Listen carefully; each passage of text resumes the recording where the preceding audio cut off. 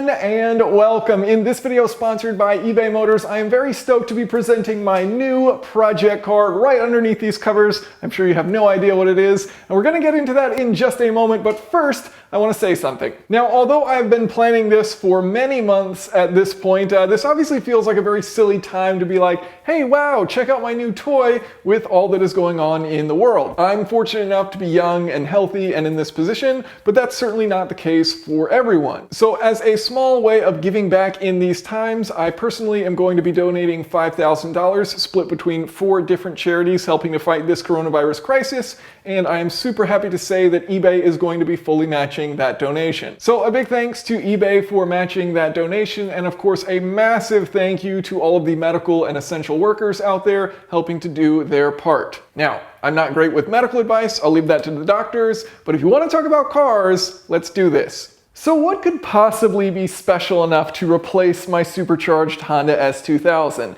And at first, and for many months, I started searching for an Acura NSX.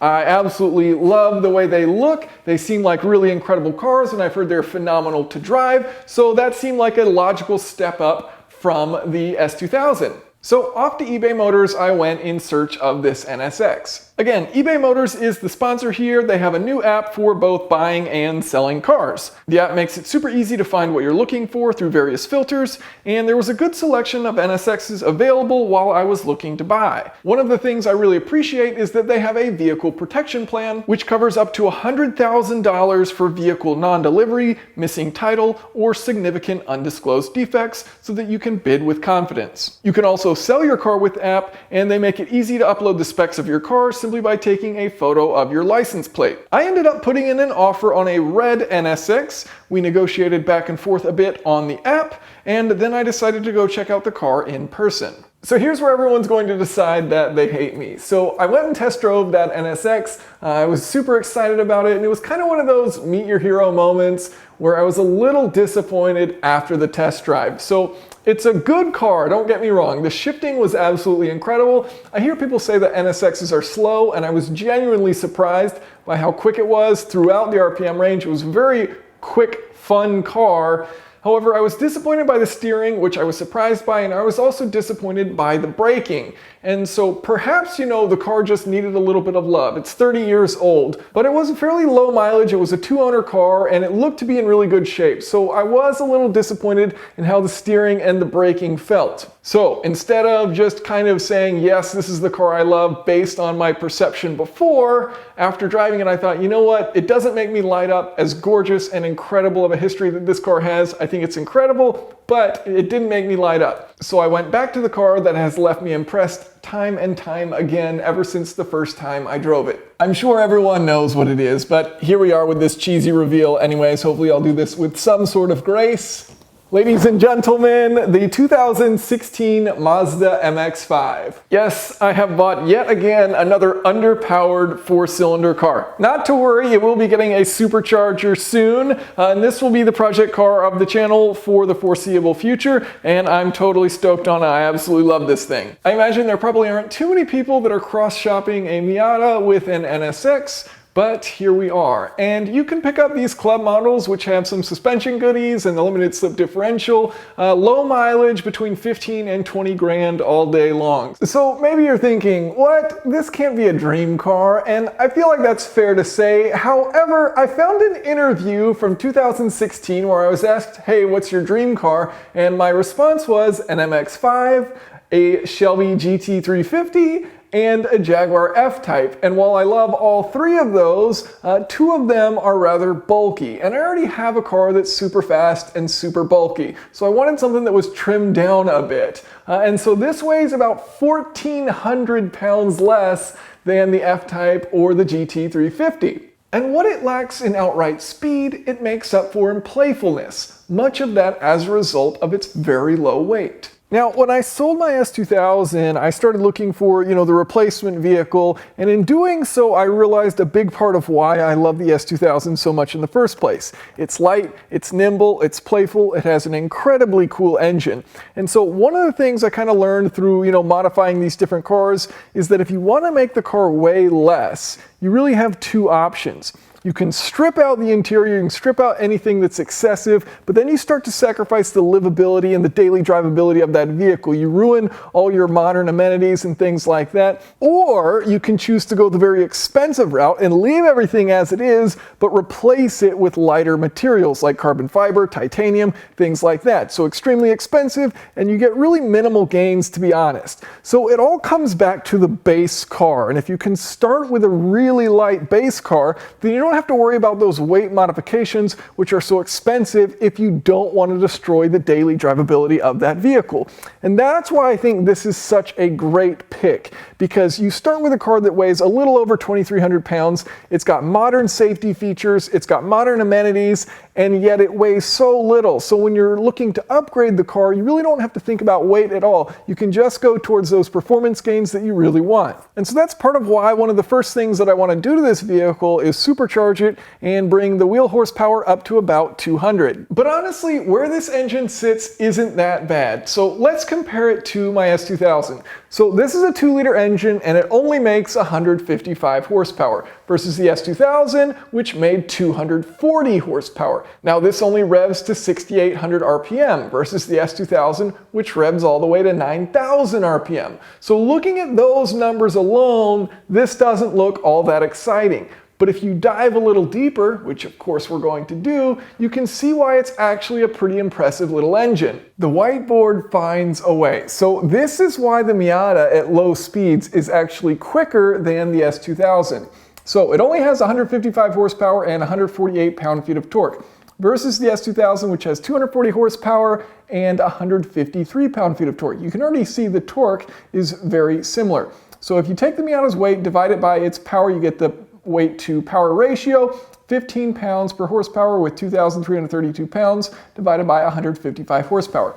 Now, if we look at the S2000 engine up until the Miata's peak power, which is at 6,000 RPM, we can understand why that is. So horsepower is a function of torque multiplied by RPM divided by 5252. We take 153 torque, multiply that by 6,000, that's the RPM we're trying to analyze, divide by 5252, and we get 175 horsepower. Now this is optimistically high because we're using peak torque, and in reality at 6,000 RPM, this torque is going to be lower. 6,000 is where the S2000 engine crosses over to VTEC and has a significant jump in torque, but it isn't quite there yet at 6,000 RPM. So this number in reality is lower. If we take this number, 175 horsepower, and use the S2000's weight, 2,810 pounds, divided by 175, we get 16 pounds per horsepower. So you can see up until the Mazda's peak power at 6,000 RPM, it's actually going to be the quicker car. It has a better power to weight ratio. It's going to be putting down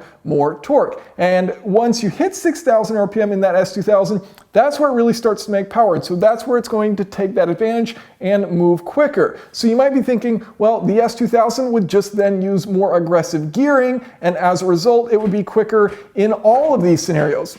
But it doesn't. The MX-5 actually has more aggressive gearing, so in fact, at low speeds, the MX-5 is the quicker car. So the MX-5 has a torque curve that's much more oriented towards daily driving versus the S2000. All of that power is at the very top end, which isn't necessarily a bad thing. It's an extremely cool engine, and I'm not trying to downplay how special the S2000 is, because really, I think the S2000 is a significantly more special car than this MX-5. But that doesn't change that I feel like this is the better car. And so, you know, maybe you're thinking, well, you're just saying that because now you own this and not the S2000. But I said the same thing in a comparison about the S2000 in 2016. Now, the final question, and perhaps the most important question, which one of these vehicles is the most fun to drive? And you know, I have a clear pick here, I have a clear winner, and it is the MX-5. As I mentioned in my MX-5 video, best car you can buy for less than $50,000, and I'm still sticking with it. I haven't experienced a car under 50 grand that's been more fun than the MX-5. This BRZ is very close behind it though. This BRZ is good fun. The MX-5, it's the lightest of the group and it's the quickest of the group at low speeds. You can't beat that. Now, as much as I would love to be driving the car for this video, there is an executive order in my state to, quote, suspend activities that are not necessary to sustain or protect life.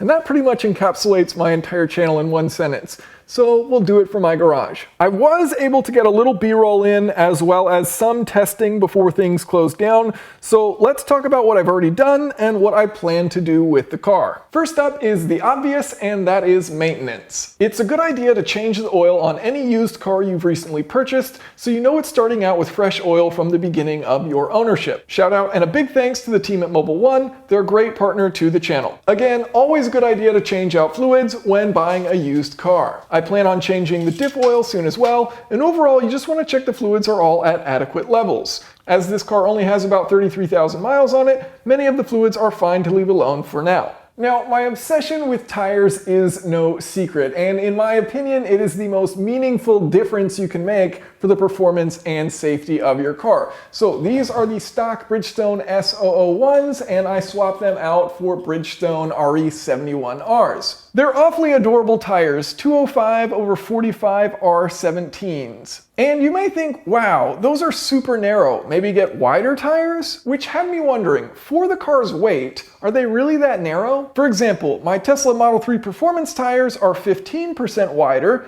but the car weighs 75% more. A Shelby GT350's tires are about 50% wider, but the car also weighs over 60% more. So for the weight of the car, the tire's width seems absolutely fine. Now, how much of an improvement do these new tires provide? Well, I ran 3 60-to-0 mile/hour runs on the same strip of road, and the stock S001s averaged 126 feet for stopping distance.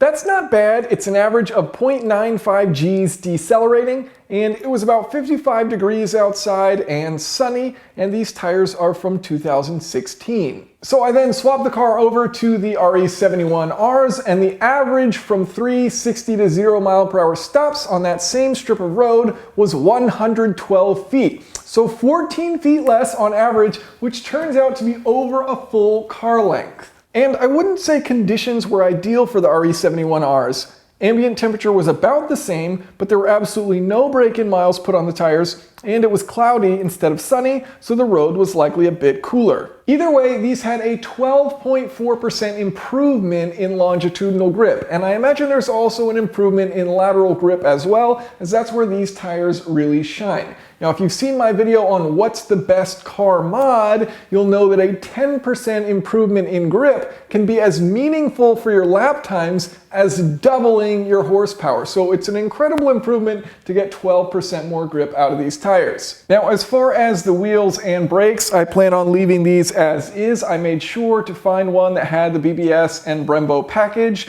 To be clear, those Brembo calipers are just on the front. The rear brakes stay exactly the same, and I love these BBS wheels. So forged lightweight wheels, and the previous owner was kind enough to get a little curb rash on 3 out of 4 of them, so I no longer have that stress hanging over me.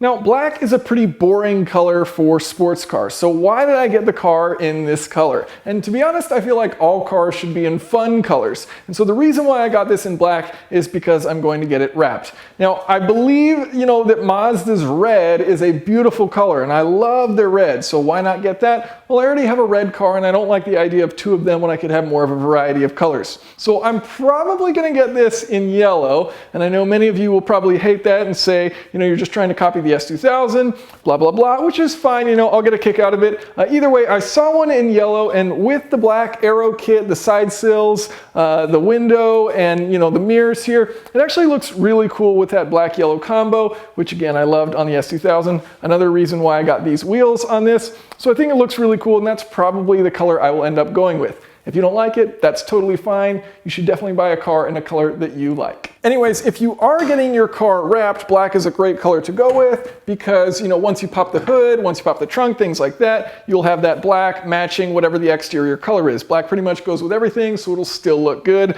which is why I went with this color. Now, the 2019 MX-5 and the 2020 are better in pretty much every way. So why go with the 2016? Well, with the 2019 and 2020 engine updates, there's a new updated ECU, and it seems a lot of aftermarket companies have struggled to have the programming with that updated ECU. So for the 2016 to 2018 model years, there's plenty of aftermarket support for tuning this engine. And so if you do plan on tuning the vehicle, the 2016 to 2018s look pretty great. If you're not going to touch it, I'd obviously recommend going with the 2019 or 2020, which has more power. Now, I haven't touched on specifications much, and there's some neat stuff here. So this is a 2-liter inline 4-cylinder, and you can see it's pushed way back. And so actually the front of that engine sits nearly dead center on the center of these wheels. That helps give this car its 53-47 front-rear weight distribution.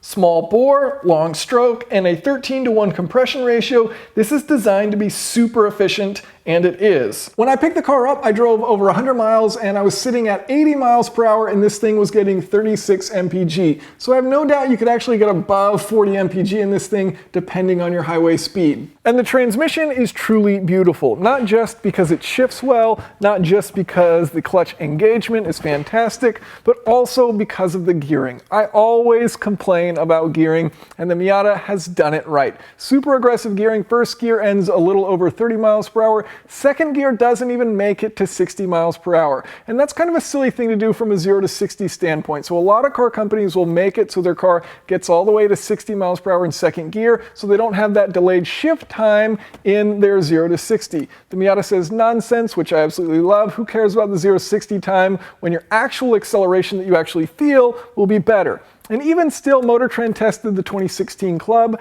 at 5.8 seconds 0 to 60 with 2 shifts and only 155 horsepower. That's pretty solid. And the gearing never lets up. In fact, 6th gear, your top gear, is where you finally hit a 1-to-1 gear ratio. There are no overdrive gears, though it is a fairly tall final drive ratio at 2.866. It is one of the most aggressively geared modern manual transmissions, and for that, I love it.